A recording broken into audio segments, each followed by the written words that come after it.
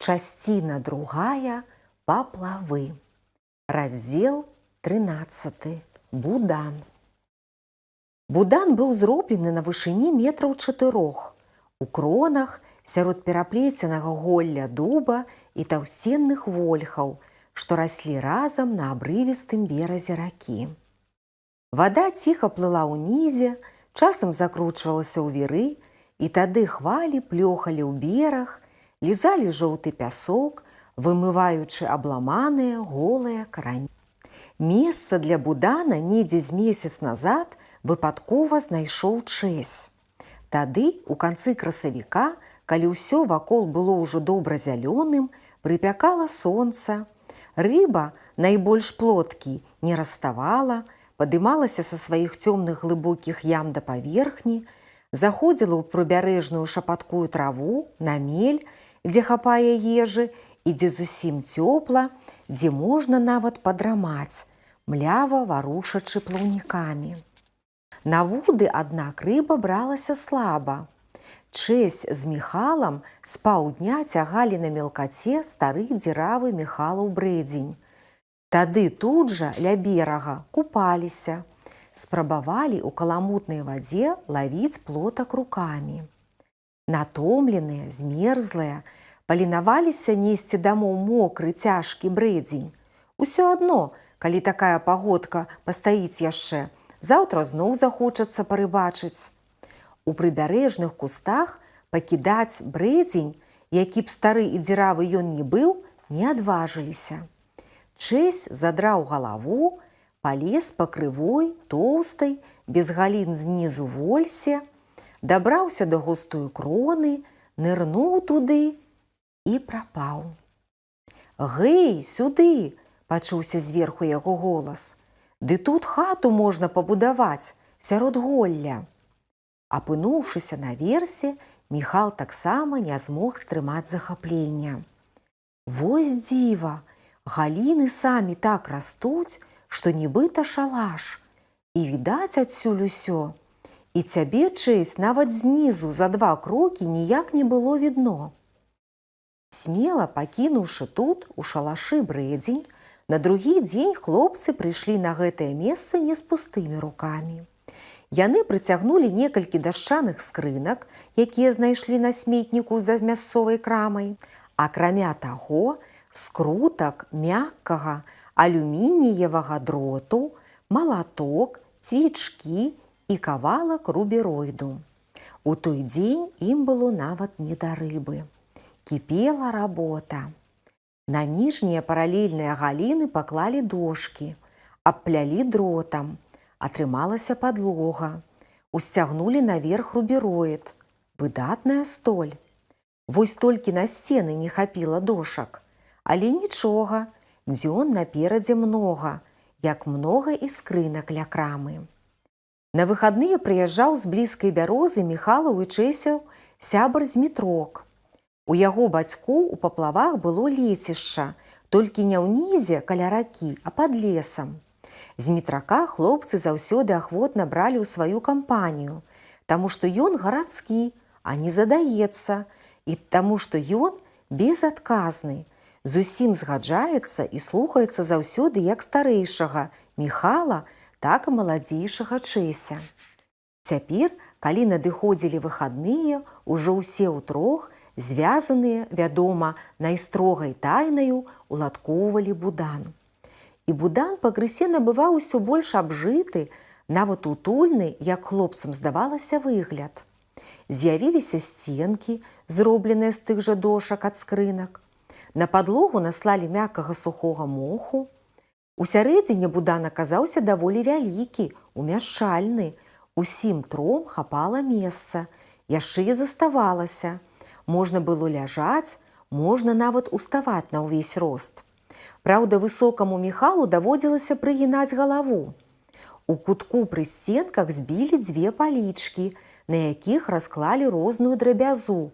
Што за жытло без всякіх такіх рэчаў?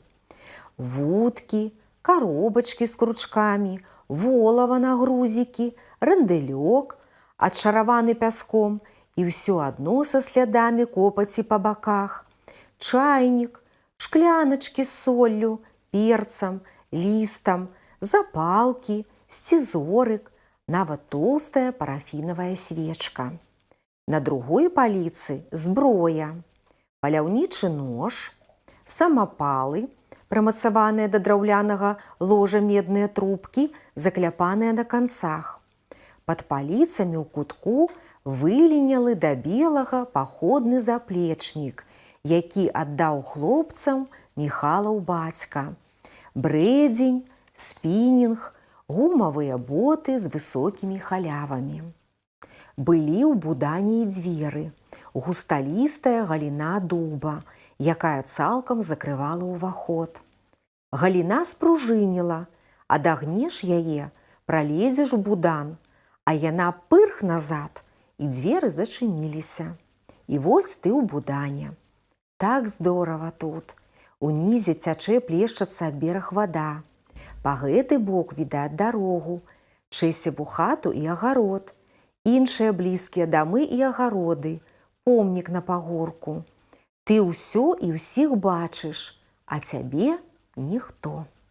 Ніхто і не здагадваецца, што ты тут, на дрэвах, жывеш, нібы птушка ці звер. А найбольш цікава, калі дождж, толькі без маланак, у маланку пад дубам небяспечна. Сядзіш сабе ціха ў будане, кроплі шпокаюць аб рубіроід і аб лісце. А тут суха, цёпла, ты забыты ўсім светам, адрэзаны ад людзей, ад звыклага жыцця. Неўзабаве будан ператварыўся ў штаб, і старэйшы Міхал, і маладзейшая Чэсь са змітраком усе былі адначасова і радавымі байцамі, і начальнікамі штаба. Справа ў тым, што вось-вось надыдуць летнія канікулы. Трэба абмеркаваць і зацвердзіць план дзеяння. План просты. Не хадзіць жа цэлае лета, задраўшы галовы, пасвістваць, купацца, загараць і лавіць рыбку. Адно, што надакучыць, а другое, 11-12 гадоў самы ўзрост, каб зразумець, што ў жыцці далёка не апошняе месца займаюць грошы. І багатым быць зусім няблага. Асабліва, калі гэта не бацькоўскія, а твае ўласныя грошы. І ты можаш траціць іх на ўсё, што захочаш, не пытаючы ні ў кога дазволу. Тройка сяброў сабралася ў будане штабе. Міхал нават прыхапіў сшытак і агрызак алоўка, каб запісваць самыя цікавыя і, галоўнае, найбольш рэальныя прапановы. Кожны павінен быў выступіць на тэму, як ім за лета зарабіць грошай і разбагацець. Першы выступіў Змітрок. Міхал запісаў. Першае. Змітрок. Мыць машыны пажаданай іншамаркі на аўтазапраўцы пад Бярозаю. Змітрок ужо спрабаваў. Станоўчая. Калі пашэнціць, можна зараз атрымаць да 10 даляраў. Недахопы. Мыць патрэбна хутка і акуратна, да таго ж прыніжацца, усім дагаджаць. Канкурэнты. Мясцовыя і з Бярозы, чужакоў не падпускаюць і блізка. У Змітрака адабралі вядро, навешалі аплявух і паабяцалі, што калі ўбачаць яго яшчэ раз, надзенуць вядро з мыльнай вадой на галаву. І ты так нічога і не зрабіў? – спытаў Міхал. Не паспеў. Аднаму так вымыў яго вольву, аж блішчэла. Не даў нічога. Другі піхнуў у руку нейкую драбязу, кавалак мыла больш каштуе. Толькі 2 машыны і паспеў памыць. Адкуль у нас тыя іншамаркі ці багатыя людзі? – азваўся Чэсь. Горад маленькі, гэта каб у Мінску, вось там можна было б зарабіць. Міхал пазначыў унізе. Машыны на крайні выпадак. Чэсь прапанаваў свой самы надзейны варыянт. Будзем збіраць грыбы, ягады, арэхі, лавіць рыбу, вазіць у горад на базар і прадаваць. Грошы трымаць у адным месцы, а ў канцы лета падзяліць пароўну. Ягады з'явяцца ў лепшым выпадку праз месяц, сказаў Міхал. Грыбы пры такой спёцы ці будуць увогуле? Арэхі ў канцы лета. І з рыбою не кожны раз удача. Ды і рыбы заўсёды поўна у горадзе на базары. Тады не ведаю. Міхал запісаў. 2. Варыянт Чэся. Станоўчая, надзейнасць, недахопы, цяжка, доўга, нудна, мала грошай. Я прапаную вось што, сказаў Міхал. Вы заўважылі, да дзеда Макара ўвесь апошні месяц пачалі прыязджаць нейкія людзі з Мінска, геолагі, як ён кажа. 2 мужчын. Яны ставяць у яго двары машыну, сталуюцца, калі-нікалі начуюць. Няўжо ім не патрэбны памочнікі? А што яны робяць, спытаў Змітрок. Ходзяць каля рэчкі, ля помніка, па лузе, штосьці вымяраюць, запісваюць. Апошнім часам пачалі хадзіць нават па гародах і да нас прыходзілі. Тлумачаць гаспадарам, што ім патрэбна браць на пробу зямлю і ваду з розных участкаў нашай ваколіцы. Усё зразумела, нафту шукаюць, умяшаўся Чэсь. Можа, нафту, можа, іншыя карысныя выкапні. У іх такая штука, падобная на міні-шукальнік. Палка з дугою на канцы. Я прапаную падысці да іх і папрасіцца на работу. Штосьці падносіць ім, падаваць рулетку, трымаць спіцы-фіксатары.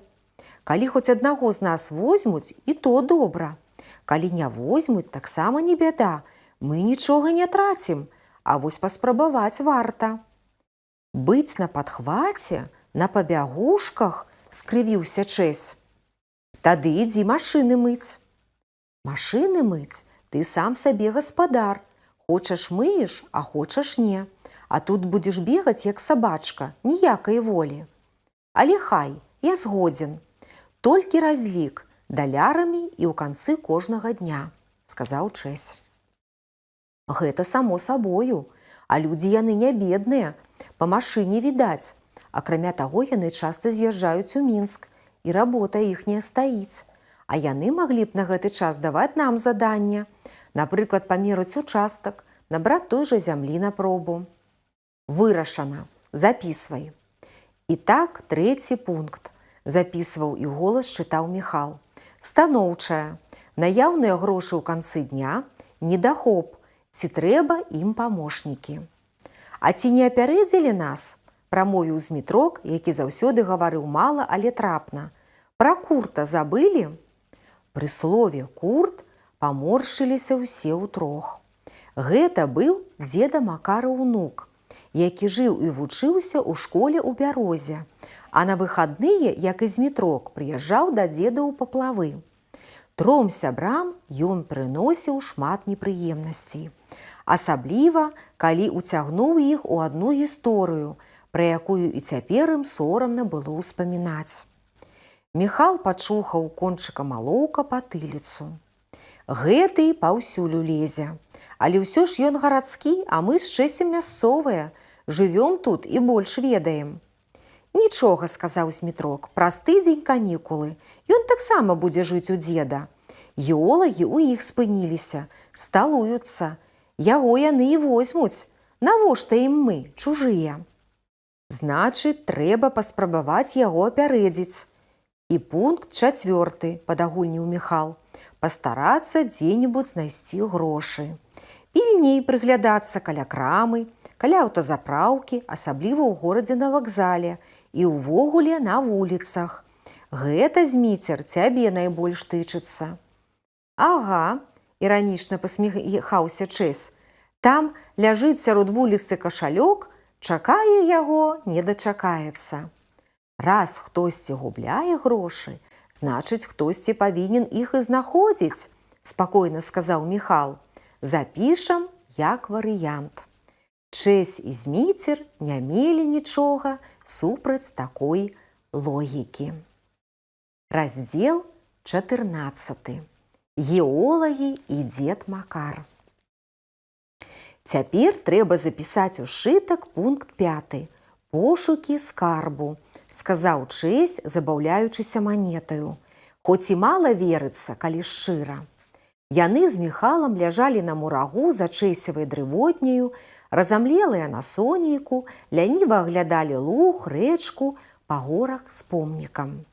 Увечары даведаемся, што за скарб. Міхал пазяхнуў. У любым выпадку скарб гэта сур'ёзна. Што знайшоў, усё тваё, адразу капітал. Гэта табе не машыны мыць і не чарніцы прадаваць. А што да вечара рабіць? Можа, у Будан сходзім? Прапанаваў Чэсь. Міхал, не адказваючы, павярнуў галаву, прыслухаўся. У двары пачуўся голас Чэсевай маці. Затым крокі, і з-за дрывотні выйшаў Змітрок. Як заўсёды, сур'ёзны, чыстенькі, падстрыжаны, у адпрасаваных штанах, новай кашулі, на ваксаваных чаравіках. «Вось вы дзе, а я ўжо і ў Будане вас шукаў. Прывітанне!» Спакойна падаў руку аднаму, другому, нібы не бачыліся не цэлы тыдзень, а ўсяго некалькі гадзін, улёгся побач. «Калі ты прыехаў?» – спытаў Міхал. «Толькі што, дзённым аўтобусам». «Ну і якія навіны?» Чэсь з Міхалам перамігнуліся. «Што чуваць пра кашалёк з грашыма? Ці знайшоў?» «Не», – сур'ёзна адказаў Зміцер. «Ты, мусіць, слаба прыглядаўся». «Прыглядаўся добра. А ў вас што чуваць?» «Ёсць сёе-тое». Чэсь падкінуў манету і злавіў яе, паспеўшы, пакуль яна была ў паветры, пляснуць у ладкі. «Увечары даведаешся». «Што, геолагі бяруць на працу?» – абыякава спытаў Змітрок. «Чаму ты так падумаў?» «Бо бачыў іх сёння. Ішоў з аўтобуса і бачыў, стаіць машына ў дзеда Макара ў двары». Чэсь з Міхалам, не змаўляючыся, паўскоквалі. «І ён маўчыць, разлёгся спакойна тут». «Адкуль я ведаў? Вы ж тут жывяце. Усё бачыце, я думаў, вы схадзілі даўно. Дарэчы, Вова Курт прыехаў тым жа аўтобусам, што і я». Чэсь прысвіснуў. «Ну, тады можна і не хадзіць». «Не, сходзім. Што мы губляем?» Міхал успомніў пра веласіпед, памкнуўся быў у двор. Чэсь прытрымаў яго. Агародамі бліжэй. Папраставалі адзін за адным вузкімі чужымі разорамі, пераступаючы межы, абыходзячы плоцікі і загародкі. Неўзабаве выбраліся на вулачку, паралельную той, дзе жыў Чэсь. Двор дзеда Макара быў абкружаны плотам, прымацаваную да слупой у металічнай сеткаю, праз якую ўсё відаць. У двары стаяла цёмна-сіняя машына інамарка. Каля яе тупалі дзед Макар і адзін з геолагаў, высокі мужчына ў белай кашулі. Ён штосьці тлумачыў дзеду, ступаў нагою па колах, паляпваў далоняю зверху па кабіне. Дзед ківаў яму на кожнае слова, паказваючы на твар то здзіўленне, то згоду, то пачцівасць. Другі геолаг у шапцы-каскетцы і ў цёмных круглых акулярах, голы да пояса, сядзеў пад хатаю на перакуленай, амаль струхлелай лодцы, якая да паловы ўвайшла ў зямлю і служыла дзеду лаўкаю. Раскінуў рукі, загараў. Хлопцы спыніліся каля нізкіх веснічак, з вуліцы пачалі перашэптвацца, штурхацца, не адважваючыся зайсці. З двара іх убачылі. Дзед Макар адразу сагнаў з твару пачцівасць, зрабіўся чамусьці строгі, нават сярдзіты. Лёгка, па-маладому ступаючы нагамі ў сваіх кірзавых ботах, якія насіў і ў снег, і ў летнюю суш, і ў веснавую і восеньскую слоту, дзед падышоў да веснічак. Агледзеў кожнага з хлопцаў па чарзе, прамовіў. «А, піянерыя! Самі, значыць, прыбылі!» Быў ён жылісты, сухі, хуткі на рухі. Калі размаўляў з кімсьці, заўсёды пашчыкваў сівую рэдкую бародку і вусы, парудзелыя ад тытуню. «А я да вас сам збіраўся быў наведацца. Вось як!» Хлопцы пераглянуліся. Што такое? Сам хацеў шукаць іх. Навошта? Хіба самі геолагі папрасілі яго знайсці ім памагатых? Але чаму ён такі сярдзіты? Звычайна ён любіў пажартаваць з імі, пагаварыць, яны гэтым ганарыліся. Яшчэ б, лепшы ў пасёлку рыбак дае ім увагу, ніколі не праганяе ад сябе, нават раз пад добры настрой падказаў ім, дзе на звычайных лугавых конікаў у праводку без паплаўка і грузіка бяруцца язі, і яны сапраўды злавілі ў тым месцы 5 штук і паспыталі язевай юшкі. Што ж сёння з ім здарылася? Можа, курт прыехаў і чагось пра іх нагаварыў, абы лгаў? Ну, піянеры, што маўчым? Дапытваўся дзед Макар. Ён і раней зваў іх піянерамі, але не такім голасам, як цяпер, а жартуючы, лагодна. А такім сур'ёзным хлопцы дзеда яшчэ ніколі не бачылі. Не разумеючы, што яны павінны казаць і ў чым іхняя віна, Міхал усё ж вырашыў трымацца таго тону, што быў паміж імі раней. «Мы не піянеры, дзед Макар», – сказаў ён весела, адкрыта гледзячы дзеду ў вочы. «Піянераў цяпер няма». «Яно і відаць», – прабурчэў дзед. «Мы не піянеры, мы бойскаўты», – падтрымаў Міхала Чэсь. Праўда, ён і сам толкам не ведаў, што гэта за бойскаўты. Выпадкова пачуў ад старэйшых хлопцаў. Нібыта ёсць такая дзіцячая міжнародная арганізацыя накшталт колішняй піянерскай. «Яно і відаць», – ізноў паўтарыў дзед, шчыкаючы сваю бараду і вусы. «Няма піянеры, вось і разбалталіся без прыгляду. Піянеры былі, так не рабілі, як вы робіце. Не хораша гэта». «Ды што мы рабілі?» «Вы самі ведаеце, вы таму і прыйшлі». «Не ведаем мы нічога. Вы учора мой тэлевізар выцягнулі каля абрыву. Хацелі рыбы, ну і забралі б рыбу. Я рыбу нікому не шкадую, а тэлевізар трэба было назад паставіць. Новенькі тэлевізар», – дакорліва сказаў дзед. «Вось яно што! Ды як ён мог падумаць? У пасёлку такога і выпадку не было, каб хтосьці паклаў вока на чужыя рыбацкія прылады». «Не бралі мы», – панура сказаў Чэсь. «А дзе ж ён дзеўся? Каму ён трэба з дарослых? У дарослых сваё ёсць, акрамя вас ніхто. Мы ні учора, ні пазаўчора нават не былі каля абрыву». «Маніце, як не сорамна. Вы там кожны дзень круціцеся, я ж ведаю, бачыў. Прынясіце самі», – папярэдзіў дзед, – «бо будзе горш. Бацькам пакуль вашым гаварыць не буду, а прынясеце – скажу». «Можа, вы прывязалі слаба?» – ветліва ўмяшаўся Зміцер, не падумаўшы, як крыўдзіць гэтай заўвагаю старога рыбака. Дзед Макар чмыхнуў носам і не палічыў патрэбным нават адказваць на гэта.